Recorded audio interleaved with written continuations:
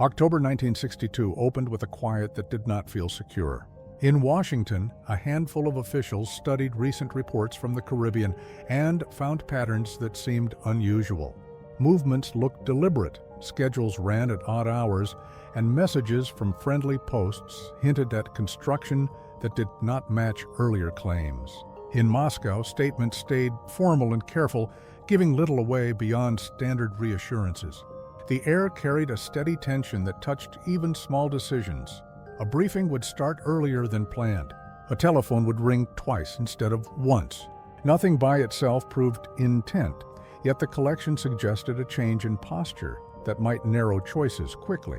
This program presents a speculative reconstruction grounded in public records, historical archives, and contemporaneous reporting. It aims to reflect credible detail without declaring certainty on motives or private thoughts.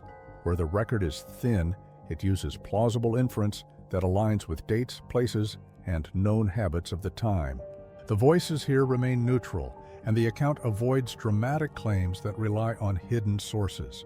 What follows is a close reading of 13 anxious days, told through meetings, drafts, and the language of cautious men who preferred delayed action to an irreversible step.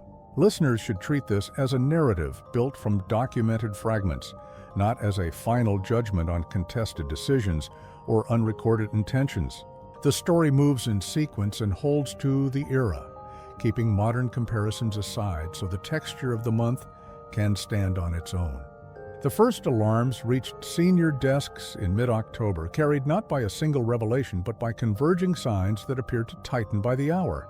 An overnight pouch marked for a small circle of readers contained imagery summaries that spoke in measured terms about elongated structures, new surface patterns, and a pace of work that seemed inconsistent with earlier public statements. The descriptions avoided speculation about exact purpose, yet they pointed to sites that looked arranged for more than storage. A second note from a station in the region mentioned trucks moving at night, and a broader security cordon than seen in prior months, with a comment that local workers now moved under stricter schedules. In the White House compound, the early gathering took place in a room that most staff knew only through rumor. Coats stayed on the back of chairs, coffee cooled, untouched.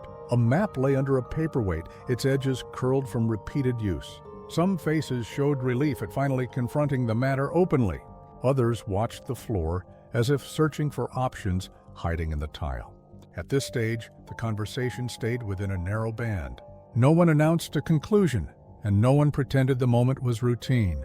The president listened, took a brief walk, then returned, asking that the small group meet daily until uncertainty eased.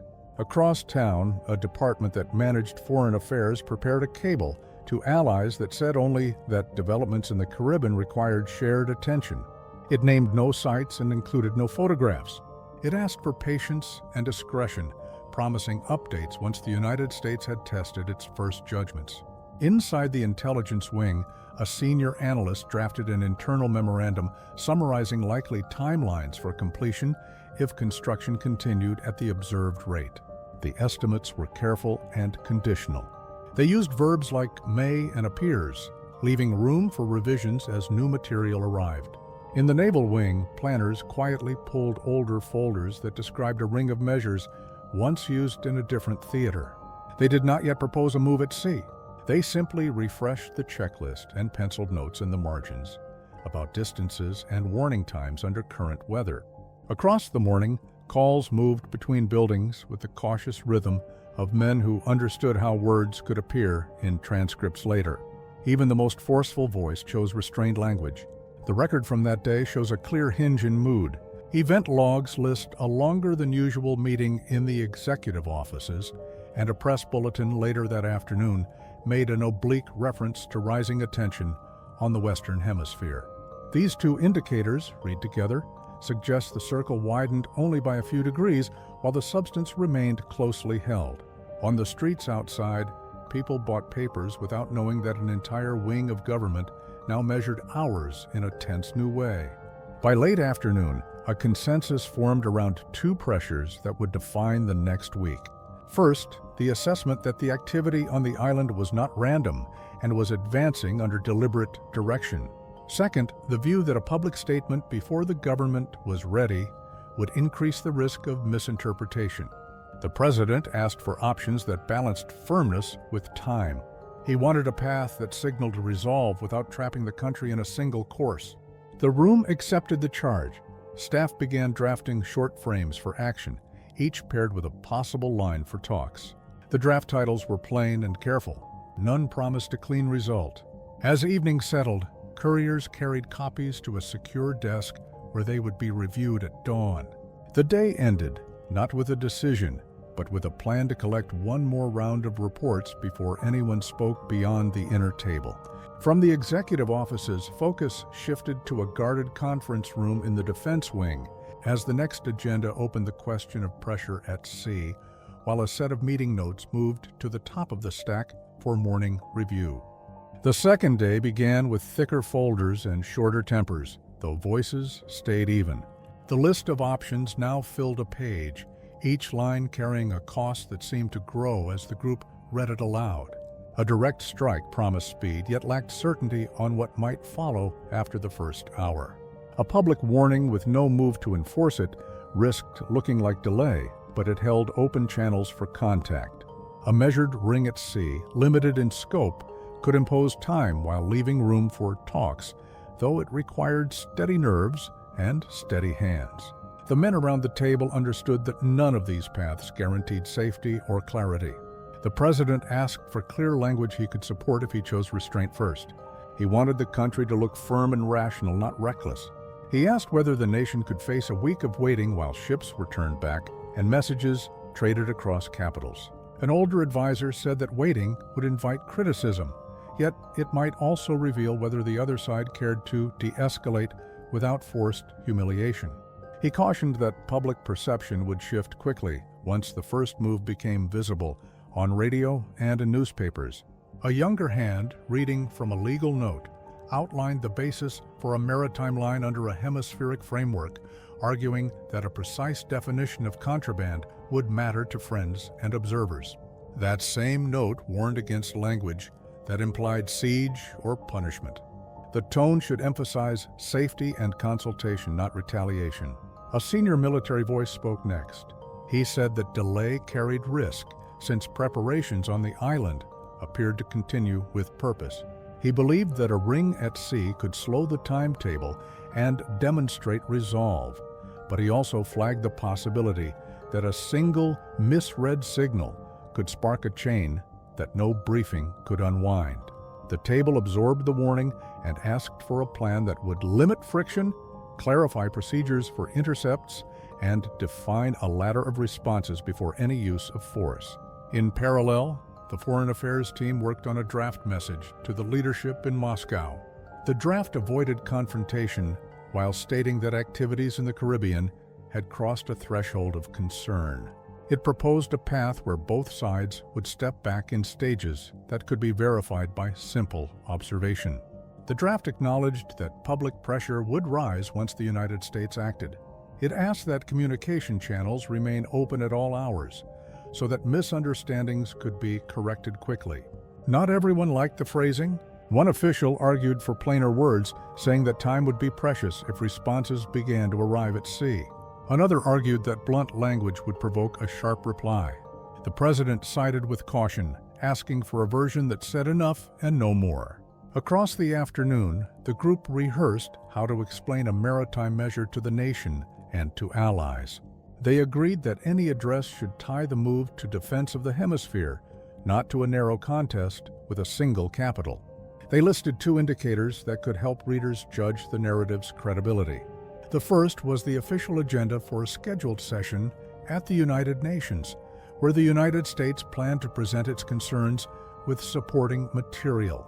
The second was a public announcement that senior leaders had met for several hours over 2 days to review developments, which signaled seriousness without revealing the full file.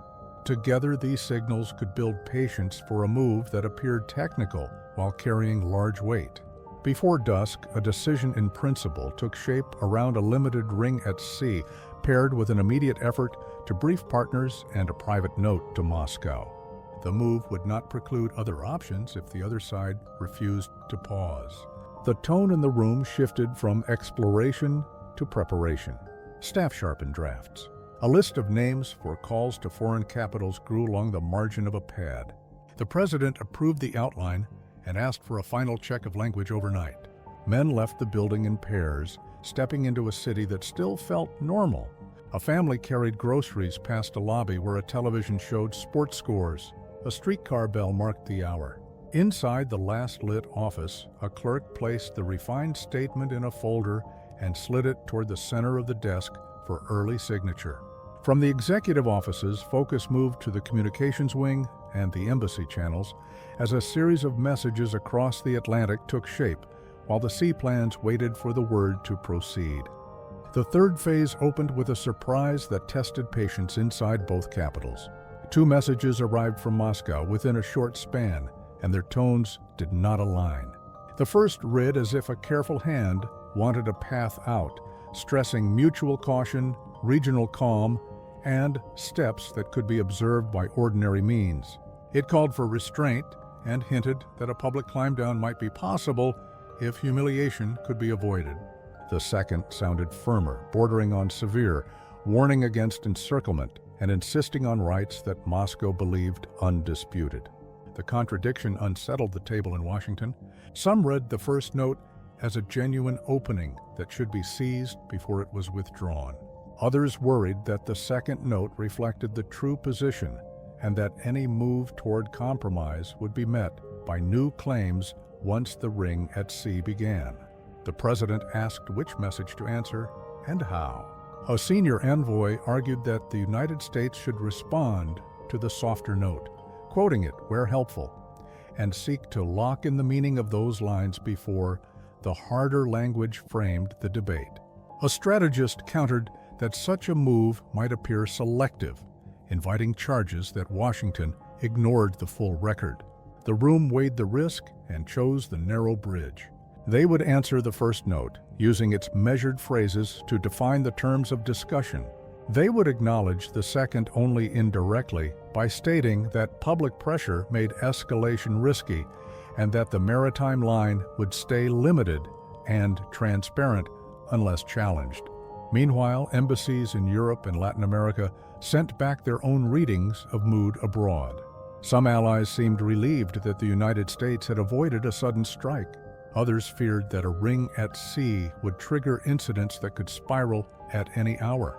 One report from a European capital described a cabinet meeting where ministers asked whether convoys would push through the line and how the United States would react if radio contact failed. Another cable from a regional post said that local broadcasts now repeated firm statements from Moscow, framing the line as an affront that would be resisted. In Washington, the group returned to the practical matter at hand. The ring at sea would begin at a fixed hour and include a process for contact that stressed clarity over speed. The procedures were written to reduce friction and to minimize the chance that an eager officer might mistake silence for defiance. The plan included a channel for quick exchanges between capitals, with the understanding that delays could last hours.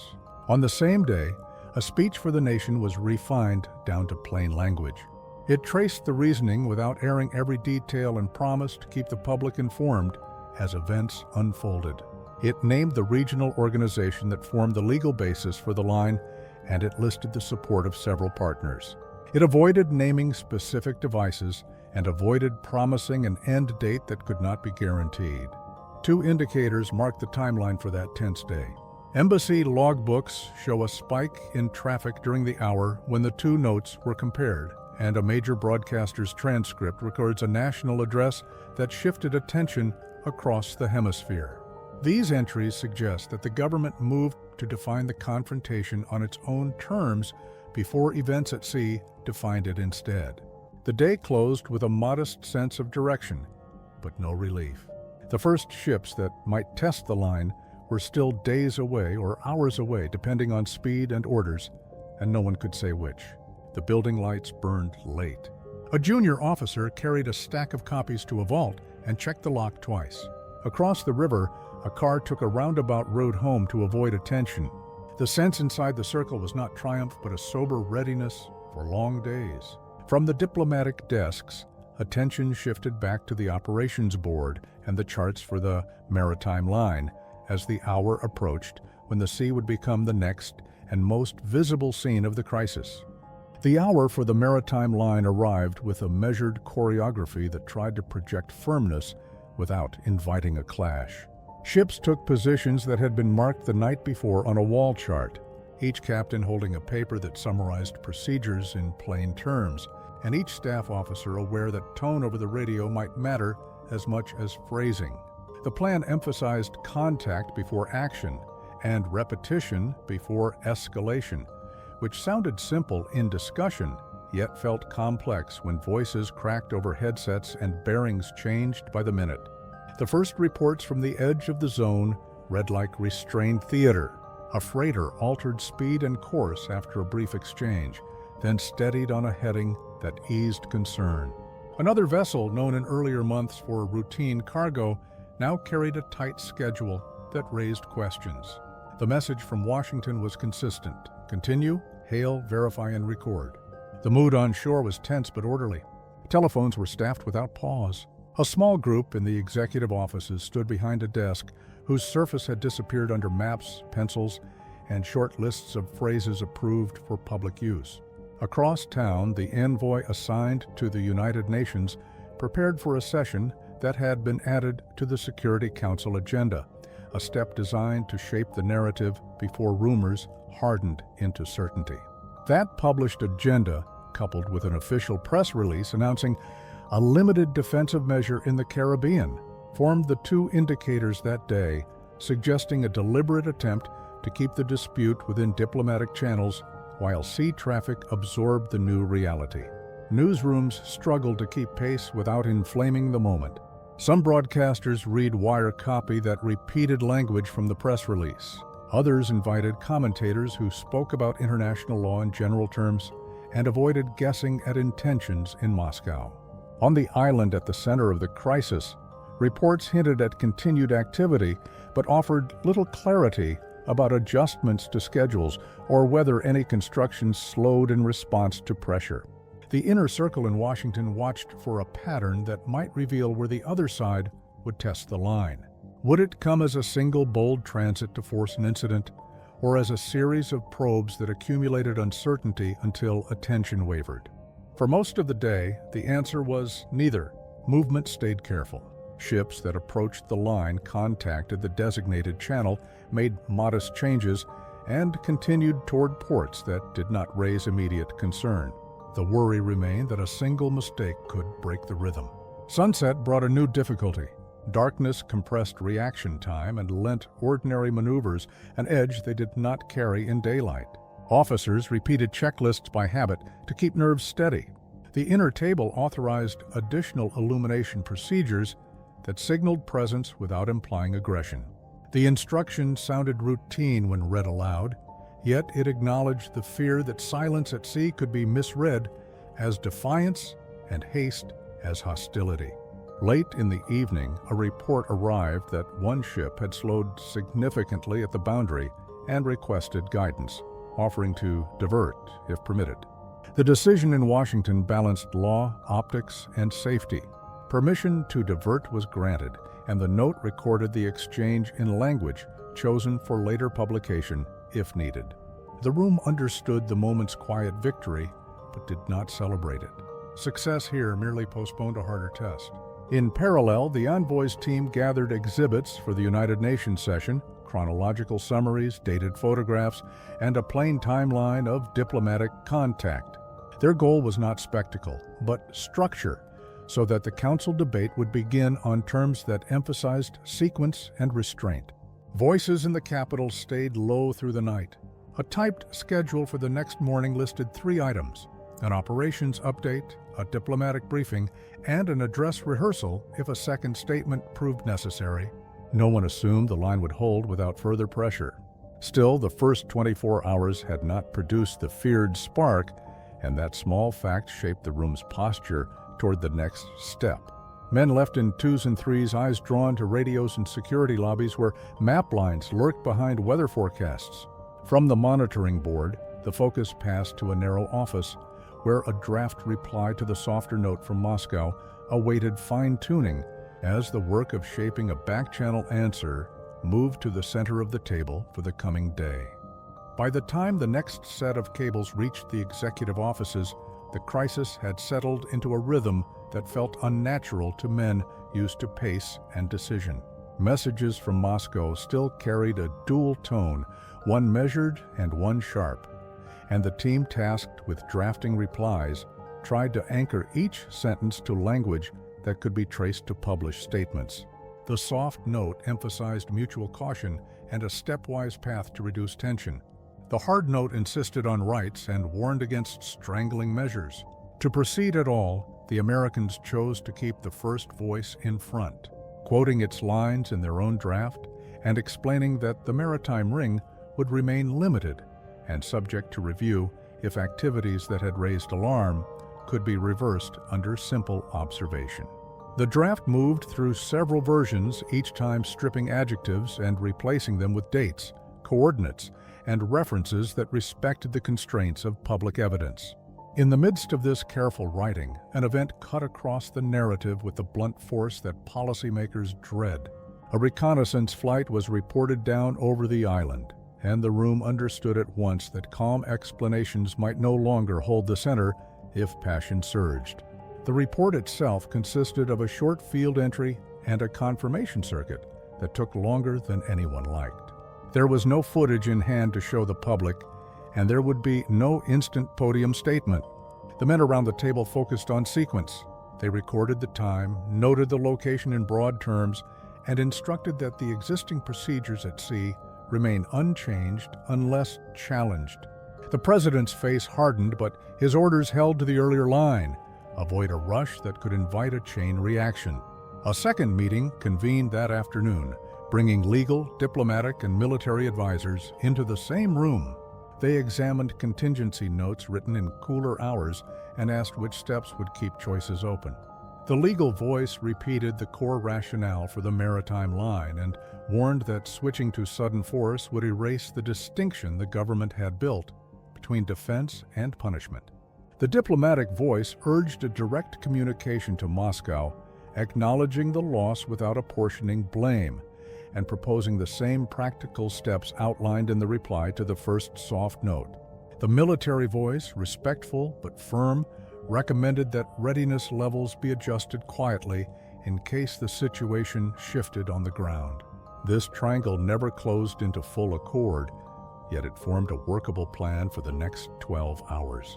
Outside the room, news of the downed flight moved through the city with the speed of rumor. Crowds gathered near shop radios. Schedules shifted as families chose to stay home in the evening. But the official posture held. A brief bulletin announced the incident and promised further information after standard checks. It avoided speculation. Two indicators from that day suggest how the government tried to steady the line. The first is a dated entry in an internal meeting log noting that the executive session extended beyond midnight, with a list of attendees that grew to include legislative leaders. The second is a transcript of the United Nations debate, in which the American envoy pressed for a factual accounting of installations and timelines, while also stating that the maritime measure was designed to avoid bloodshed and leave room for negotiation. These signals, modest on their own, indicated an intent to anchor public understanding in process rather than emotion. The hours that followed were taut and airless. Washington drafted a focused reply to the softer Moscow letter, offered a way to verify de-escalation through procedures that could be seen by neutral eyes, and implied, without declaring, that certain deployments in another theater might be addressed in due course if the Caribbean danger receded. The language was delicate and conditional, avoiding promises that could not be delivered in the glare of public attention. As the draft circulated for signature, a staffer placed a clean copy in a plain envelope and sent it through a quiet channel that had served both capitals in calmer times. Men watched the clock and the door with equal intensity. No one expected a neat reversal within hours, but everyone hoped for a sign that the other side preferred to turn outward rather than inward. Toward dawn, reports from the maritime line suggested steady compliance by several ships and ambiguous signals from others that had not yet reached the boundary. It was enough to keep the plan intact. From the drafting table, the story returned to the operations board and then to the ambassadorial desks. As word arrived that a more explicit reply from Moscow might be on its way, and that it would require a quick and disciplined answer before the next radio schedule at sea. The exchange that brought the crisis within reach of de-escalation did not come as a grand bargain with flourishes and signatures. It emerged through careful lines that tried to reconcile the first soft message out of Moscow with the reality of hardened positions on both sides. The American reply, sent through a channel known to both governments, accepted the idea of mutual steps that could be observed without invasive measures. It proposed that construction in the Caribbean be halted and reversed under simple supervision, and that the maritime line be relaxed once compliance appeared consistent. It also signaled in guarded terms that concerns about certain deployments in a separate region might be addressed in a way that aligned with existing plans, provided that the Caribbean danger receded in a timely fashion. The phrasing was delicate and avoidant of public linkage, recognizing that pride and perception could break a workable sequence even at the last minute. Meanwhile, the United Nations Forum continued its steady theater of speeches, yet the backrooms mattered more now than the chamber floor. Envoys relayed phrases to capitals. Drafts were pared down to remove any language that could be read as triumph or capitulation. In Washington, the president asked for 2 sets of text to be kept ready. One would announce a verified pullback paired with a calibrated relaxation of the maritime line. The other would explain a failure to agree and the need to stiffen measures at sea. Neither text assumed permanence. They were tools for a narrow window when public understanding had to be guided before events outran words. On the island, signals suggested that crews no longer worked at the same pace, though confirmation lagged. At sea, ships that had earlier hinted at a test of the line now altered course in small increments, enough to avoid a confrontation while leaving room for a future claim that their schedules were always flexible. The operations logs for that day, later summarized in a routine archive abstract, show a drop in tense exchanges and a rise in requests for guidance that ended with cooperative adjustments. A second indicator, a short communiqué released by the Foreign Affairs Department, stated that discussions with concerned governments continued in a constructive atmosphere, signaling to observers that a face-saving framework might be forming. Inside the executive offices, fatigue marked every voice, but focus stayed crisp. The older advisor who had warned against humiliation now argued that a measured public tone would help both sides stand down with minimal damage to standing. The legal note writer returned to add a paragraph clarifying that any relaxation of the maritime line would be contingent on continued compliance and subject to return if activity resumed. The military voice accepted the logic and requested that monitoring remain at the ready for weeks rather than days, given the uncertainty surrounding withdrawal schedules. As evening approached, a message arrived that combined clarity with ambiguity in equal parts. Moscow's latest note agreed in principle to remove the cause of concern under verification that could be achieved without ceremony, and it asked for assurance that the United States would not seek to overthrow the island's government by force. It also suggested, in language that could be read either as demand or observation, that questions about deployments in the separate region would be handled quietly and soon. The American response affirmed the non-invasion assurance and reiterated the sequence for lifting the maritime line as compliance became visible.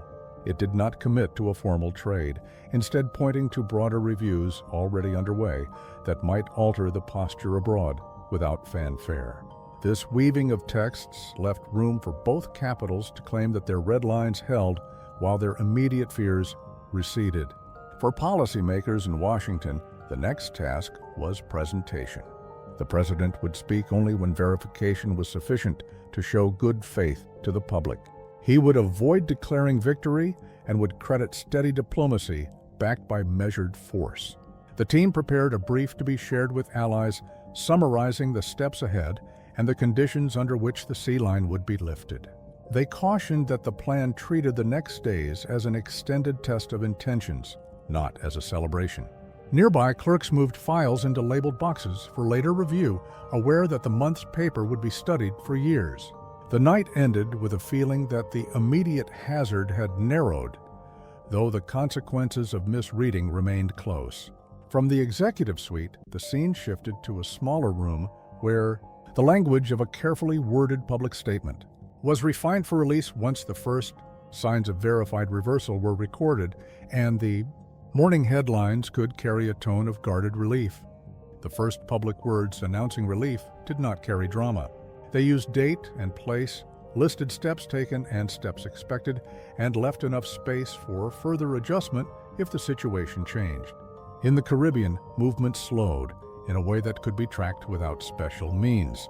At sea, the line held, but began to loosen under a schedule known to a short circle and then to the press. In the United Nations, speakers claimed credit on behalf of their capitals, yet much of the real work had been done in notes that were designed to be read once and set aside. This account ends where those notes found purchase. It accepts that some motives remain unknowable and that some linkages were left intentionally vague so both sides could stand down without public strain. The record suggests that restraint, however imperfect, mattered as much as resolve. It also suggests that signals, when layered in the right order, can reduce the chance of an accident becoming an event. What remains uncertain is how close the month came to a point beyond recall and whether future crises will allow the same room for hesitation. Would a different tone in a single letter have changed the pace of ships at sea? Could a shorter temper in a single room have narrowed the hours left for talks? Might a public eager for swift action have pressed leaders toward a harder edge? These questions linger in the file as markers of risk rather than as measures of intent. The story closes not with a verdict, but with a pause over documents that record how 13 days were kept within bounds that seemed to shrink with every hour.